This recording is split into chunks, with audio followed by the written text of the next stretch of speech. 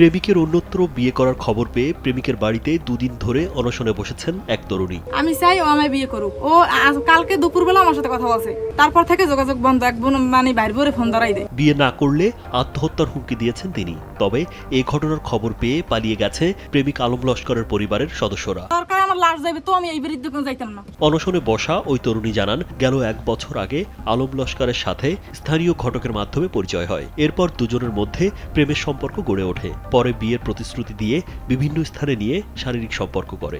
এরপর গেল শুক্রবার থেকে তার সঙ্গে যোগাযোগ বন্ধ করে দেয় আলম।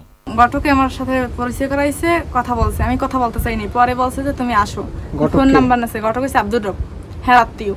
পরে বলছে তুমি আসো, বাজারে আসছি। আসার পর ওখানে দেখা হয়েছে দুজনের। দেখা হওয়ার পরে ফোন নাম্বার আগেই নিয়ে গেছে, কন্টিনিউ কথা বলছে প্রায় 15 দিনের মতো। তারপরে আমাদের দেখা হয়। দেখা হওয়ার পরে ওই থেকে কথা।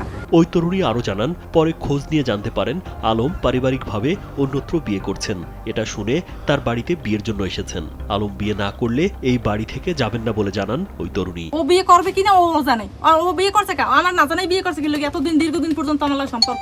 এমন ঘটনা ঘটেছে বরগুনার তালতলী উপজেলার ছোটবগি ইউনিয়নের জাকিরতবক গ্রামে। প্রেমিক আলম লস্কর ওই গ্রামের তনু লস্করের ছেলে ও তালতলী উপজেলা নির্বাচন অফিসের নাইট গার্ড। ও চাকরি হয়েছে উপজেলায় নির্বাচন কমিশন অফিসে। ওই জায়গায় বসে দেখা করছে আমার, মানে আমি একটা আসলে জব করি তো ওখানে ওরা মানে আমি বলছি আমি আসছি উপজেলায়, ফোন দিছি। দৌড়িয়ে দোতলার দিন স্থলে নামছে। আমার যারা সাথে ছিল সবাই দেখছে তাকাইয়ে যে কি ব্যাপার, ওর লাগে কি। এ বিষয়ে অভিযুক্ত আলম লস্করের সাথে যোগাযোগ করলে তার মোবাইলে একাধিকবার কল দিয়েও তা বন্ধ পাওয়া যায়। খাওয়া দাওয়া লাগবে না, মরে গেলাম তো আমার কোনো খাওয়া দাওয়ার প্রয়োজন নেই। ও বাড়ি আইবে এই পর্যন্ত না, ওর বাড়ির মানুষ আমি এই করবেন। এ বিষয়ে কেউ অভিযোগ করেনি। অভিযোগ পেলে আইনগত ব্যবস্থা নেওয়া হবে বলে জানান তালতলী থানার ভারপ্রাপ্ত কর্মকর্তা মোহাম্মদ শরীফুল ইসলাম। আমাদের পুলিশ জানে না, যদি এই বিষয়ে কেউ কোনো অভিযোগ করেনি থানায়, যদি অভিযোগ করে প্রয়োজনীয় আইনগত ব্যবস্থা গ্রহণ করা হবে। এ নিয়ে এলাকায় বেশ চাঞ্চল্যের সৃষ্টি হয়েছে। আইসে এই কথাবার্তা কয়, এখন কয় তো আমার সাথে ওর সাথে অনেক এই 1.5 বছর ধরিয়া মেয়ে তো কয়, আমরা কি করব।